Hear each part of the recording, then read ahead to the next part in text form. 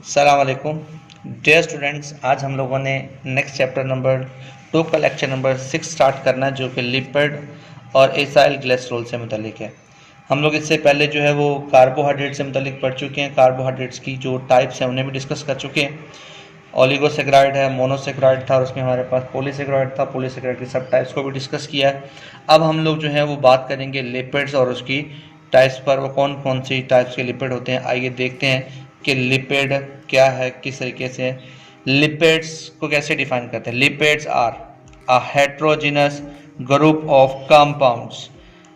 किससे रिलेट करते हैं? जो फैटी एसिड से रिलेटेड करने वाले हेट्रोजिनस ग्रुप, दो मुख्तलिफ किस्म के जब मॉलिक्यूल, जिनमें एक तो फैटी एसिड होता है और दूसरा आपके पास फैटी एसिड में कोई भी फैटी एसिड हो सकता है, उसके साथ दूसरा क्या होता है हमारे पास अल्कोहल का जो ग्रुप होता है वो आपस में अटैच करते हैं, तो हम कह देते हैं हमारे पास वो क्या है, एक तरह का लिपिड है। तो कहते हैं heterogeneous group of compound related to fatty acid is called lipid.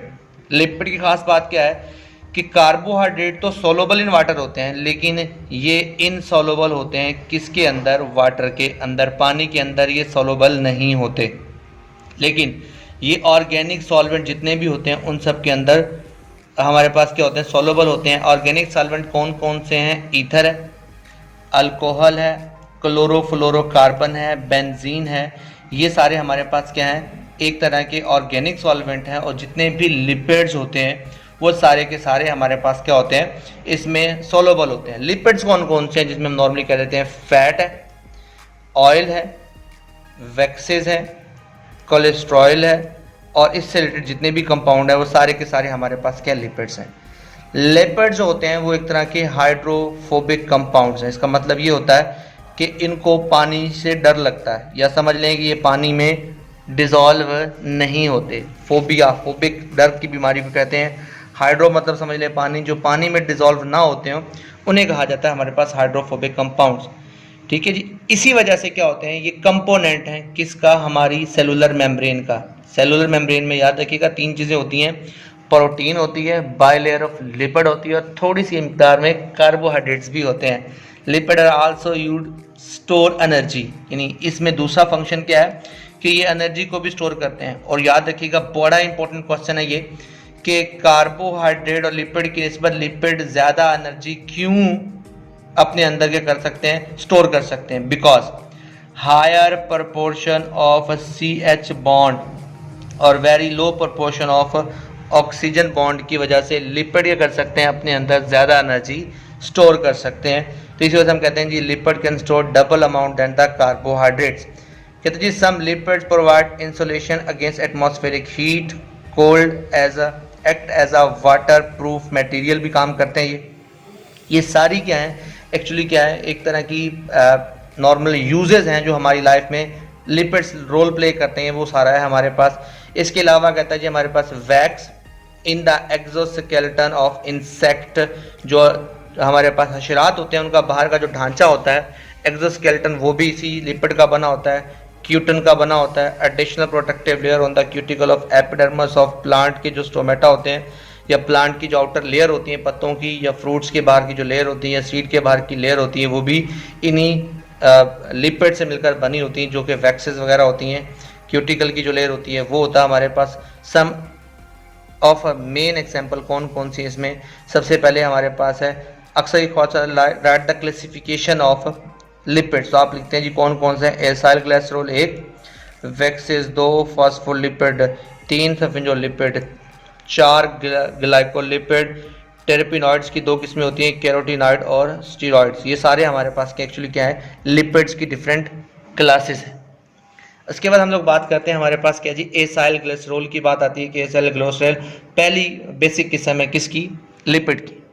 उसके बाद आप जी acyl glycerol are composed of glycerol और फैटी एसिड में। फैटी एसिड और ग्लिसरॉल को जब आपस में मिलाएंगे, ग्लिसरॉल में हमारे पास क्या? अल्कोहल है, और फैटी एसिड में एसिटिक एसिड दिखाया गया। The most widely separate acyl glycerol जो है वो ट्राई एसाइल ग्लिसरॉल है, जिसे ट्राइग्लिसराइड का नाम भी देते हैं, और इसको नेचुरल लिपिड का नाम भी देते हैं। तो अक्सर ये ऑब्जेक्टिव में आ जाता है, which one is the natural lipid? वो पूछ लेते हैं एसिड ग्लिसरॉल भी उसमें ऑप्शन में होता है, वैक्सेस भी होते हैं, फॉस्फोलिपिड्स भी होता है, सफिंगोलिपिड्स भी होते हैं, लेकिन आपने सही ऑप्शन क्लिक करना होगा उस वक्त कौन सा, acyl glycerol. Chemically acid glycerol can be defined as ester of fatty acid और अल्कोहल के और फैटी एसिड का जब बॉन्ड कर देते हैं ईस्टर बॉन्डिंग, तो हम कहते हैं हमारे पास वो क्या बन गया, एक तरह का एसाइल ग्लिसरॉल बन गया। An ester is the compound of produce as the result of chemical reaction, जैसा कि आपको दिखाया गया है। और याद रखना यहाँ वाटर मॉलिक्यूल रिलीज होता है, जैसा कि दिखाया गया है, साथ में पानी का मॉलिक्यूल निकलता है। तो यहाँ पर इंपॉर्टेंट बात यह है कि यहाँ पर इस रिएक्शन के दौरान जो हमारे पास है, आगे डायग्राम में दिखाएंगे, OH आयन रिलीज करता है हमारे पास अल्कोहल, और H आयन कहाँ से मिलता है हमारे पास, इसको जो भी फैटी एसिड यूज होता है।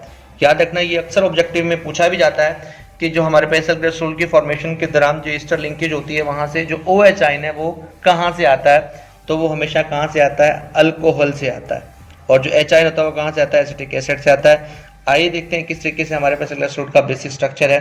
तो ये हमारे पास वो स्ट्रक्चर है, ये आपके पास 3 फैटी एसिड्स हैं, इसलिए आप लोगों ने इसको नाम दिया ट्राई एसाइल ग्लिसरॉल। और उसके बाद क्या, ये ग्लिसरॉल का एक मॉलिक्यूल है जो आपस में अटैच हुए हैं, बॉन्डिंग हुई है, 3 मॉलिक्यूल पानी के साथ में पैदा हुए।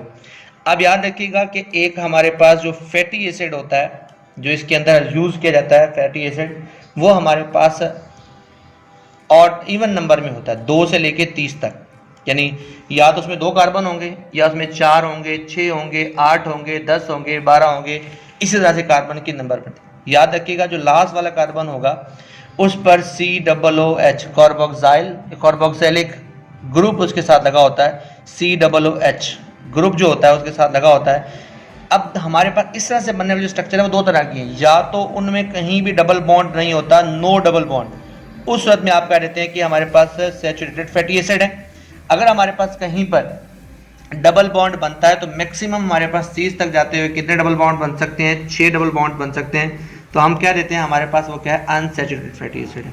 In animal the fatty acid straight chain होते हैं, वाल इन प्लांट क्या होता है, ब्रांच आर रिंग शेप में हो सकते हैं। हमारे पास solubility of water, solubility of fatty acid in organic solvent and their melting point increase with number of carbon, यानी जिस तरीके से कार्बन की तादाद उनमें बढ़ती जाएगी वैसे वैसे उनकी सॉल्वेंट में हल होने की कैपेसिटी भी इंक्रीज होती जाएगी, साथ ही साथ उनका मेल्टिंग पॉइंट भी क्या है, वो इंक्रीज होता जाएगा।